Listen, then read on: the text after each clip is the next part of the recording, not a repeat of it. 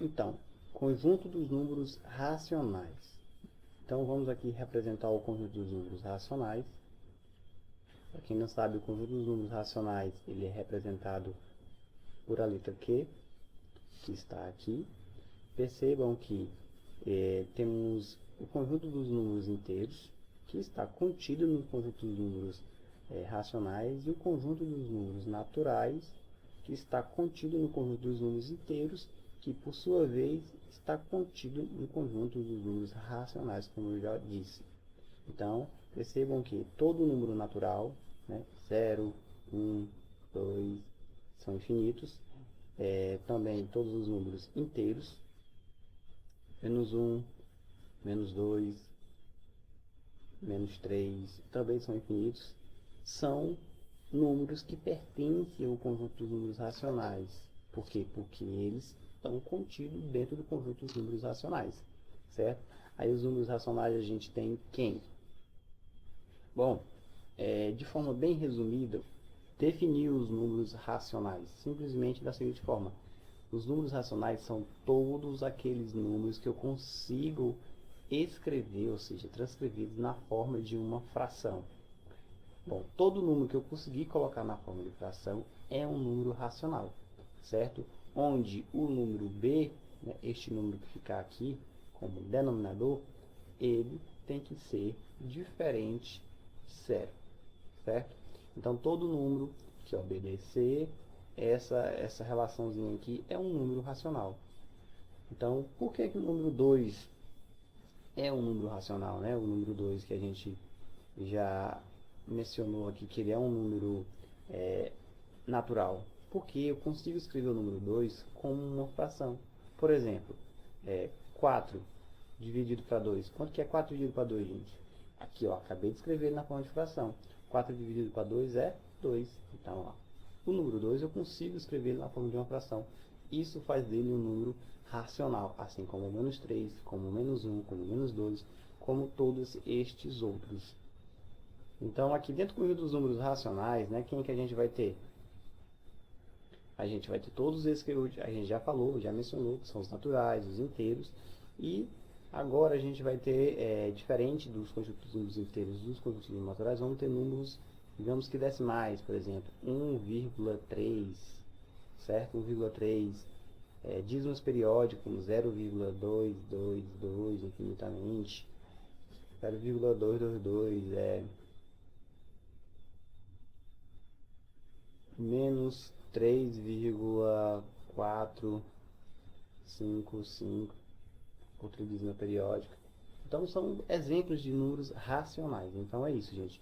Números racionais nada mais é do que todos aqueles números que a gente consegue escrever ele na forma de uma fração. Se a gente não conseguir escrever na forma de uma fração, então não é um número racional. Bom, os números racionais, eles têm algumas representações, né? Então vamos a elas. Os decimais são classificados em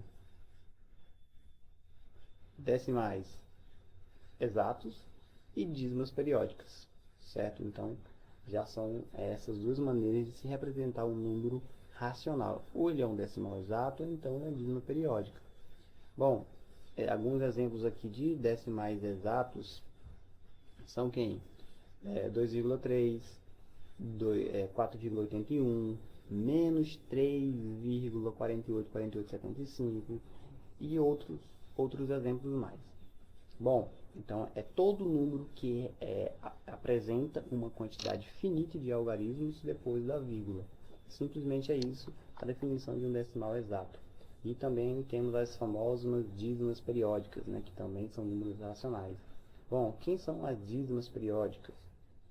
É todo número que, em dado momento após a vírgula, passa a ter uma repetição infinita de uma determinada sequência de algarismos, né? Como, por exemplo, 2,31, que se eu for escrever, ela ficaria 2,31, 31, 31 infinitamente. Aqui, ó, menos 0,0021, aí 54, 54, 54, infinitamente. Então, aqui são exemplos de dízimos periódicas, certo? Tá, aqui estão as representações racionais, né? Representação decimal, aí temos os decimais exatos, os decimais e as dízimas periódicas. E agora vamos para a representação fracionária. O que seria uma representação fracionária? A fim de compreender esse tipo de representação, vamos analisar a seguinte situação. Raquel comprou uma bandeja de iogurte que é dividida em 6 potes iguais. Então está aqui a bandejazinha de iogurte, que são divididas em 6 potes iguais. E a Raquel, quando chegou em casa, gente, ela pegou um deles e guardou o restante na geladeira. Ou seja, ela resolveu consumir um e guardou o restante. Então, se eu tivesse que representar na forma de fração o que a Raquel vai consumir, ela vai comer, ficaria como? Ficaria exatamente aqui, ó. Ela vai comer 1/6 dos iogurte, certo? Ou seja, ela vai comer 1/6 dos iogurte. Ou seja, aqui em cima vai ficar a parte e aqui embaixo vai ficar o todo. Ou seja, ela vai comer 1/6 iogurte. A gente interpreta dessa maneira, né? Então, se Raquel tivesse pegado, por exemplo, 5, se eu trocar aqui a mãozinha logo.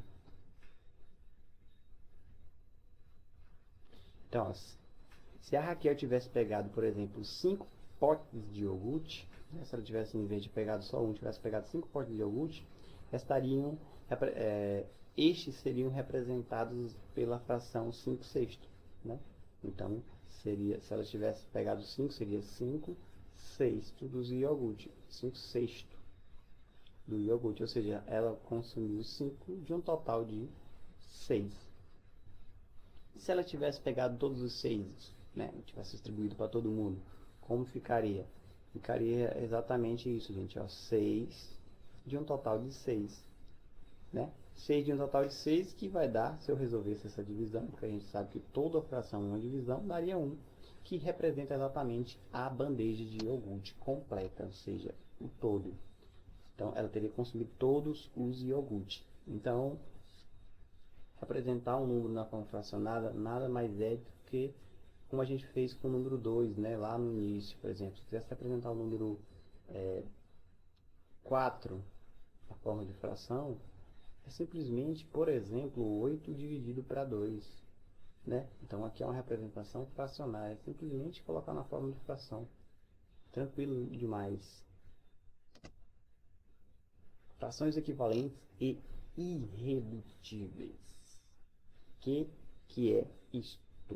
Primeiramente, temos que nos lembrar do seguinte. Temos que nos lembrar disso aqui, ó.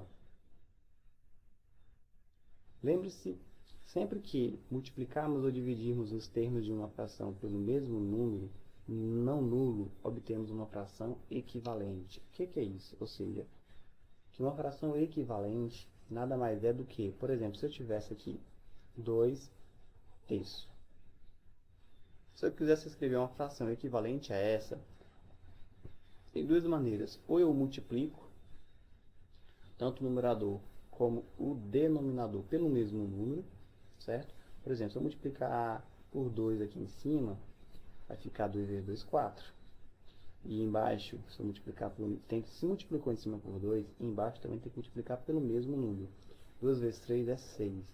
Então, acabemos de ver que a fração equivalente a 2/3 é 4/6, certo? Você pode provar isso fazendo a divisão, gente. Porque olhem só, se eu pegar e dividir aqui do lado, 2/3, né? 2 dividido para 3. Quanto que é 2 dividido para 3? Colocamos um zero aqui, porque 2 não dá para dividir para 3, 0, vírgula. Que número que eu multiplico por 3 que chegou mais próximo de 20, gente? É o 6, né? 6 vezes 3 é 18. Aí vamos aqui, faz uma subtração, 20 menos 18 é 2. Temos que acrescentar um zero aqui, ficamos com 20 novamente, a gente sabe que é 6. E acabamos de perceber que vamos ficar infinitamente nesse percurso, né? Então acabamos de encontrar aqui uma dízima periódica, olha que legal, uma dízima periódica. E se a gente dividisse 4 para 6, tem que dar a mesma coisa, né, gente? Porque a gente acabou de ver que essa aqui é igual. Ou seja, são frações equivalentes, né? Que se equivalem. Então vamos lá, 4 dividido para 6 não dá, colocaremos em 0, 0, aqui. Pensaremos que número que a gente vai multiplicar pelo 6, que vai chegar mais perto de 40, que vai ser o 6, né, gente? Porque se fosse o 7, daria 42 e passaria. Então tem que ser o 6. 6 vezes 6 é 36. Então, faremos uma conta de menos. 40 menos 36 vai sobrar 4 novamente. Então tem que colocar um 0 e a gente vai ficar novamente nisso infinitamente. Percebam que 2 terços é igual a 4 sextos. Então, essa é uma das maneiras de a gente encontrar a fração equivalente, né? O que a gente fez dessa maneira, desse instante? Multiplicou tanto o numerador como o denominador pelo mesmo número. E a outra maneira seria qual? Dividir, né? A outra maneira simplesmente é, por exemplo, se eu tenho 8 quartos, é só eu dividir o numerador e o denominador pelo mesmo número. Se eu dividir aqui por 2 e aqui por 2, aqui vai dar 4 e aqui vai dar 2, certo? Pessoal, então, aqui as duas maneiras de se encontrar uma fração equivalente. Ou você multiplica, ou você divide tanto o numerador e o denominador pelo mesmo número. Ponto. Bom, vamos aqui. Frações equivalentes e irredutíveis. Bom, quando eu falo de frações irredutíveis, vamos a essa questão. Imagine uma pizza. Essa pizza está fatiada em 1, 2, 3, 4, 5 e 6 fatias. Bom, se eu comer, vocês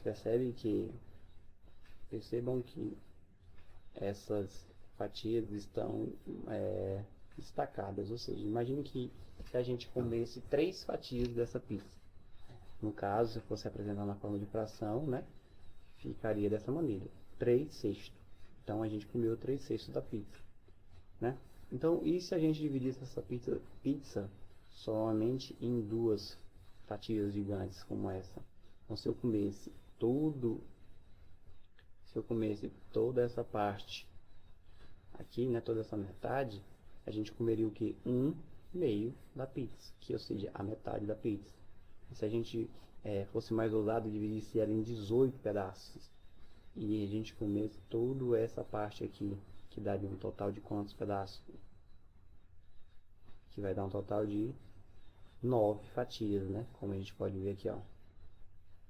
9 fatias.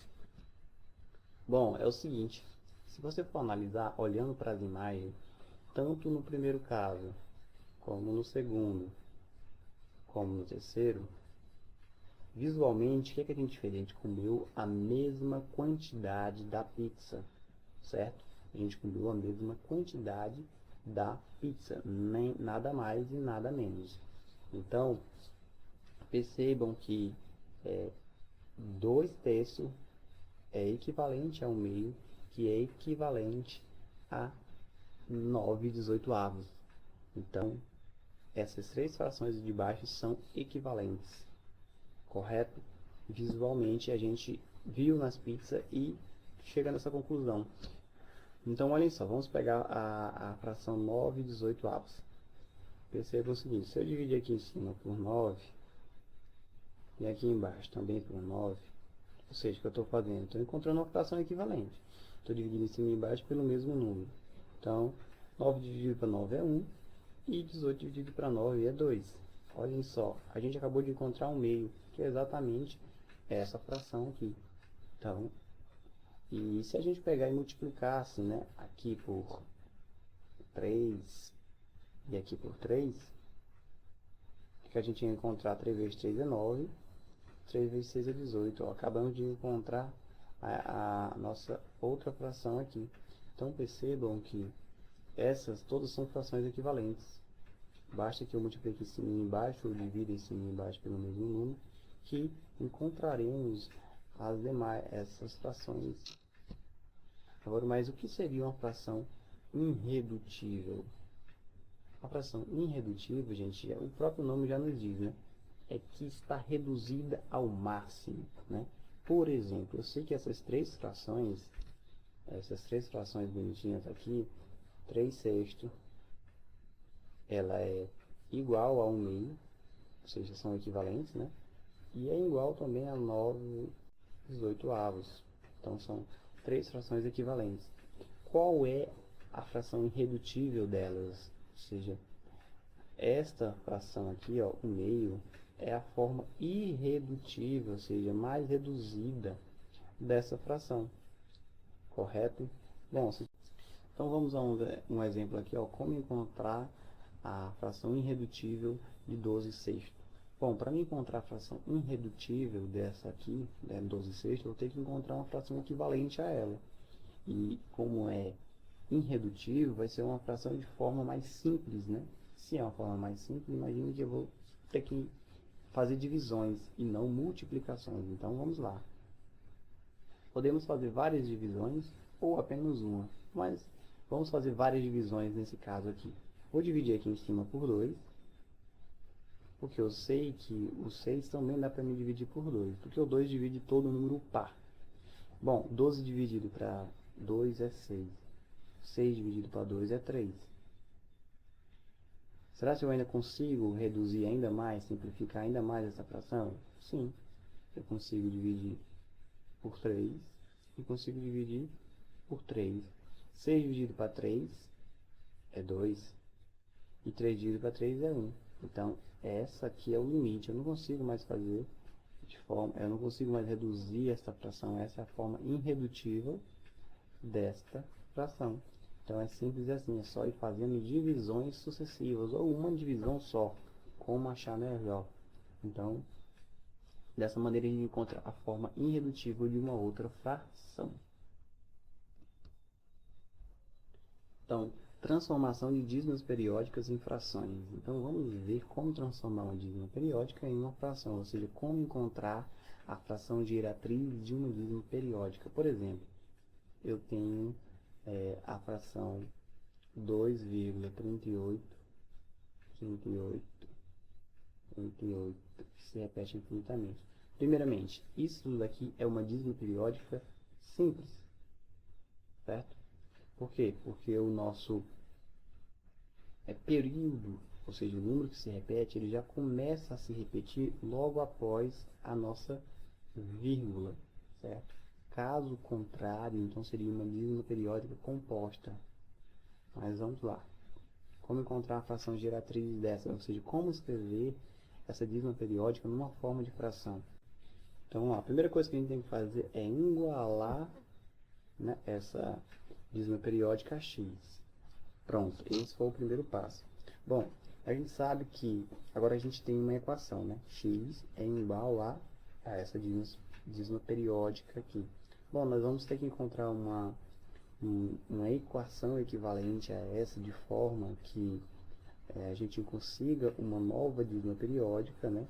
Mas que ela possua o mesmo período dessa daqui, ó, para que a gente possa, no final de tudo, fazer uma subtração e eliminar este período, né? Essa parte que está se repetindo.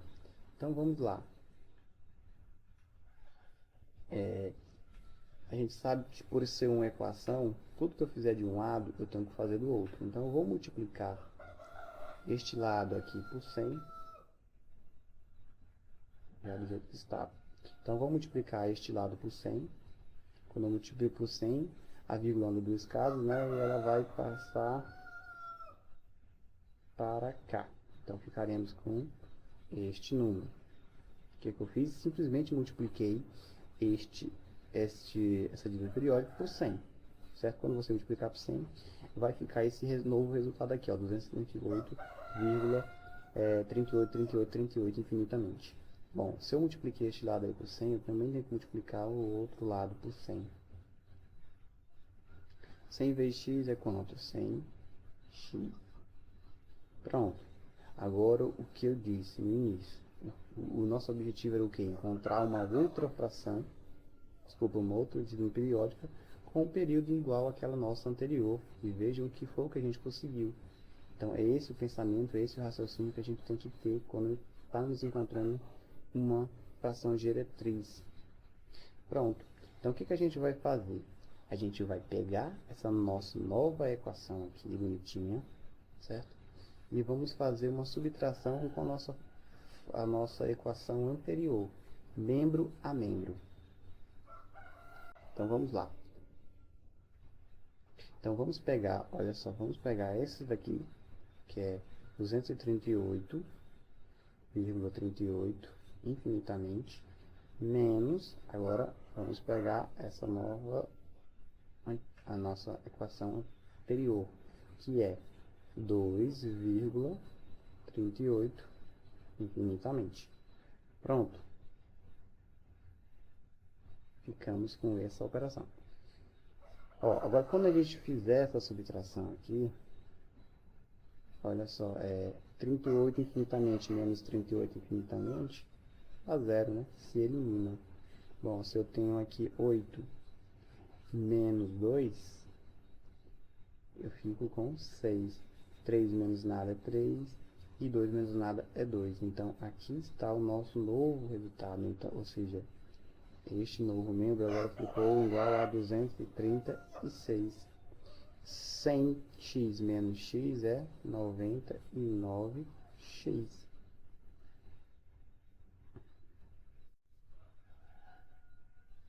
Então, agora aqui, ó, equação, né? A gente sabe que numa equação a gente tem que manter o x isolado, ou seja, deixar o x isolado. Então, o x vai ficar sozinho desse lado e o 99 vai para o outro lado dividindo, porque ele está multiplicando. Então, ficaria 236 dividido para 99. Então, aqui está a nossa fração geratriz. Ó.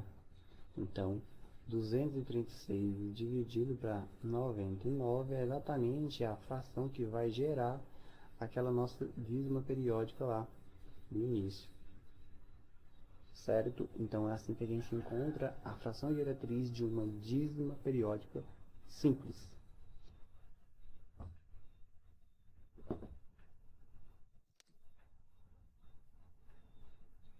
Então, e uma dízima periódica composta? Como encontrar a fração geratriz dela? Bom, da mesma maneira, certo? Só que vamos lá. Primeiro, vamos igualar essa dízima a x, então vai ficar 0,215, juntamente aqui, igualamos a x. Agora aqui é interessante que a gente vá fazendo multiplicações de 10 em 10. Garanto que vai se tornar mais simples no início. Então vamos lá, se eu multiplicar este lado, né, por 10, então aqui vai ficar quanto? Vai ficar, a vírgula anda só uma casa para a direita, né, então ficaria 2,15 infinitamente. Multiplicando este lado aqui também por 10, ficaríamos com 10x. Bom, percebam, olha só, percebam que a nossa nova dízima periódica está aqui, é 2,15, 15, 15, 15, infinitamente. A nossa anterior é 0,2, aí 15, 15, 15. Percebam que a parte, né, a parte decimal aqui depois da vírgula ainda não é igual. Você lembra que elas têm que ser iguais para a gente poder fazer aquela subtração, né? Então, o que a gente faz? A gente continua as nossas multiplicações. Então, se eu multiplicar aqui novamente por 10, vai ficar 21,515,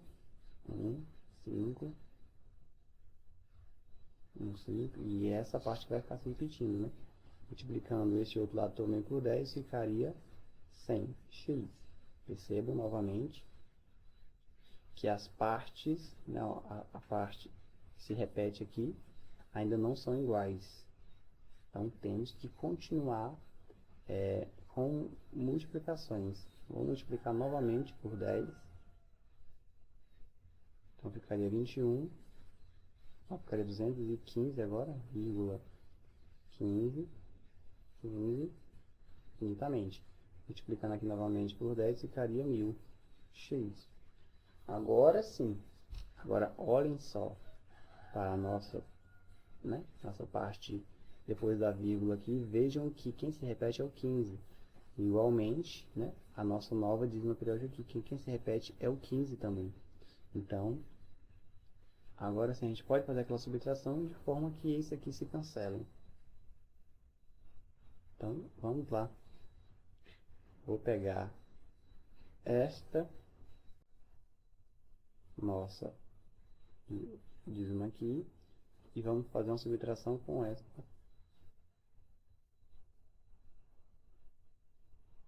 Então, vamos lá. Se a gente pegar e fazer a subtração de 215,15 infinitamente, menos 2,15 infinitamente. Quando a gente fizer essa subtração, aí isso aqui vai se cancelar. 5 menos 2 é 3. 1 menos nada é nada. E 2 ficou 213. Então, quando a gente fez a subtração disto com isso, a gente ficou aqui com 213. E agora aqui, ó, quando a gente vai subtrair de 1000 menos 10x, 1000 menos 10x vai ficar 990x. Mesmo pensamento daquele momento, né? Uma equação, esse 990 está multiplicando o x, então ele vai para o outro lado, dividindo. Então vai ficar x igual a 213 dividido para 990. Então, a gente ainda pode fazer uma simplificação aqui. Então, se a gente dividir aqui por 3 e aqui por 3, ficaremos com, aqui dará 71 e aqui 330.